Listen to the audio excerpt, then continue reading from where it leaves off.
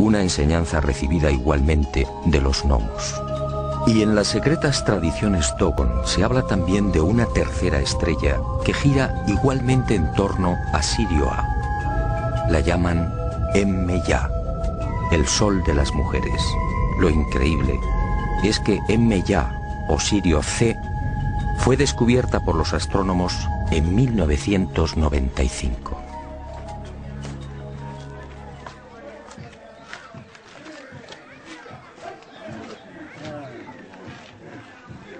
Hablar de los gnomos es siempre una cuestión solemne para aquellos que guardan la información.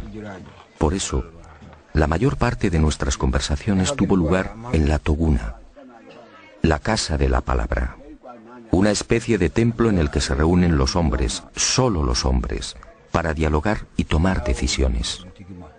Una suerte de sala de conferencias inspirada también en aquel remoto encuentro con los hombres peces. 8 son sus pilares en recuerdo de los 8 gnomos que descendieron por primera vez. Y 8 deben ser las capas de mijo que forman la techumbre. Una techumbre levantada a 1 metro del suelo. Esta, al parecer, fue la indicación de los seres de Sirio. De esta forma, al no poder incorporarse, las discusiones transcurren en paz. Y fue en la casa de la palabra de Ireli, de Amani, de Ende, de Teli, de Yigibombo, de Songo y de Yugadugoru, entre otras aldeas donde fui enriqueciendo la información sobre aquellos seres del espacio. Los ancianos, complacidos por el interés de aquel extranjero, respondieron sin reservas a todas mis cuestiones, y quedé nuevamente desconcertado ante la sabiduría de aquel pueblo. Los gnomos, al parecer, les enseñaron otras muchas cosas. Les enseñaron que hay otros mundos también habitados. Nosotros, por ejemplo, nos hallamos en la 4ª tierra. En la 3ª viven los hombres con cuernos. En la 5ª, los hombres con cola. En la 6ª tierra, los hombres alados. Los Dogon conocen la estructura en espiral de la Vía Láctea y hablan de 1000 millones de sistemas solares semejantes al nuestro. Conocen los 4 satélites interiores de Júpiter. Me hablaron de Saturno y de sus anillos. Dicen que Venus al principio era rojo. Describen a la perfección los movimientos de rotación y traslación de la Tierra. Los gnomos les enseñaron que la Tierra necesita 12 meses para completar esa órbita. Y de ahí tomaron su calendario. Saben que el Sol se consume y que la Luna es un cuerpo muerto. Y desde hace 1000 años tienen conocimiento del aparato circulatorio humano. ¿Cómo podía ser? La circulación de la sangre fue descrita por Miguel Servet en 1546.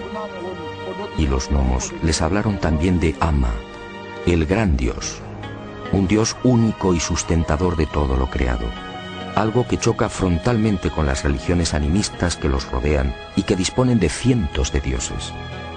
Un dios que la compleja liturgia Dogon convierte en responsable de la ablación del clítoris. Según la leyenda, Ama quiso tener hijos con la tierra, pero la presencia de los termiteros, el clítoris para los Dogon, dificultó el acoplamiento y la tierra parió un zorro. De ahí que el clítoris, según los Dogon, deba ser extirpado.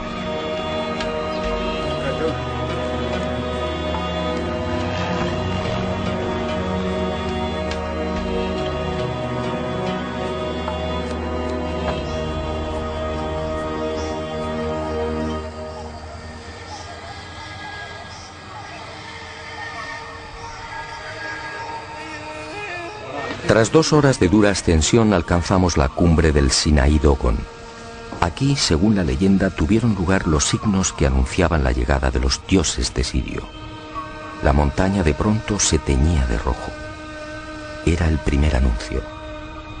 Los gnomos y sus arcas estaban a llegar. Y en la aldea crecían calabazas gigantes que nadie había sembrado. Y aquí, según la tradición, se registró la primera muerte de un gnomo.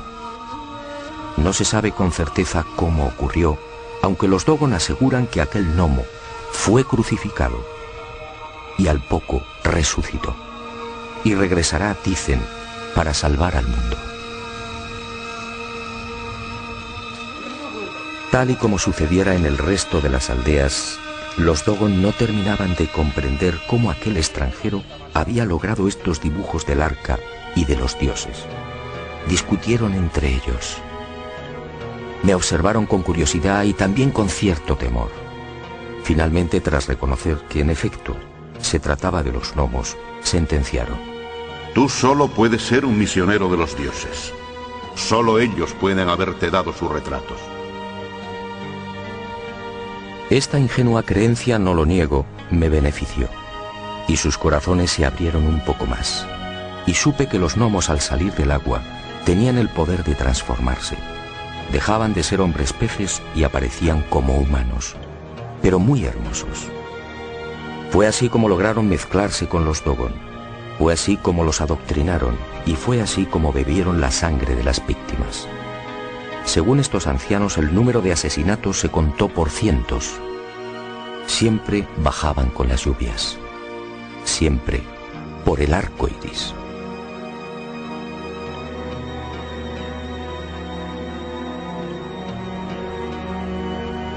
Y cuentan los iniciados que fueron los dioses quienes les enseñaron también a circuncidar.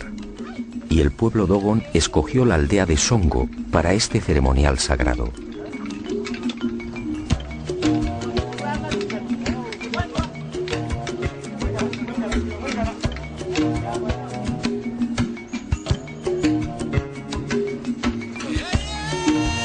Al pie de estas 1100 pinturas, cada 3 años, grupos de niños de entre 10 y 12 años sufren el corte del prepucio a manos del herrero de la localidad. Las mujeres no pueden ver estas pinturas sagradas. De hacerlo morirían. Para los Dogon, la circuncisión, así fue establecido por los seres de Sirio, es un sacrificio que se ofrece a la tierra.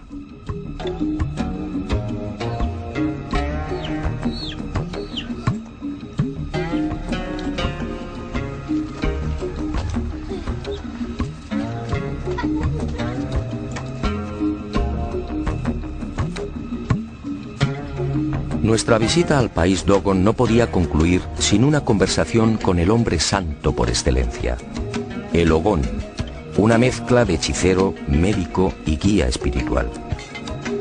El Dogon más respetado y temido. Vive solo, jamás se lava. El aseo corre a cargo de una serpiente que humedece su cuerpo con la lengua bífida.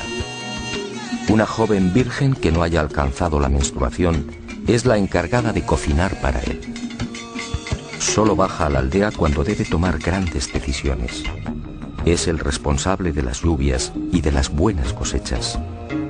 El Ogón es otro de los grandes depositarios de la cosmogonía nacida del encuentro con los gnomos.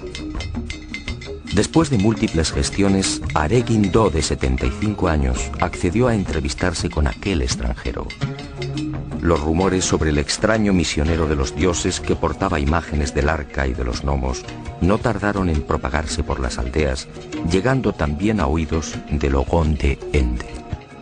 Y una tras otra fue confirmando las noticias proporcionadas por el resto de los sabios y ancianos. Y añadió algo más. Él, como Pangalé Tolo, también había visto a los dioses. Fue antes de las últimas lluvias y en un lago próximo a la aldea de Soningue. Al preguntar por el origen de aquel título, el de Ogón, Are me suministró otra información que tampoco fue reseñada por Griol. Según él, al descender a la tierra, los gnomos seleccionaron a los hombres más sabios y prudentes y los llevaron al arca. Allí permanecieron 3 meses y al regresar a las aldeas lo hicieron como superhombres. Desde entonces, solo el que ha visto a un gnomo puede ser Ogón. No pude evitarlo. Eché mano de las fotografías de ovnis que había llevado a Mali y se las mostré. El Ogón las observó perplejo. Sus palabras fueron rotundas. Estas son las arcas de los dioses. Si tú las tienes, es porque tú eres un Ogón.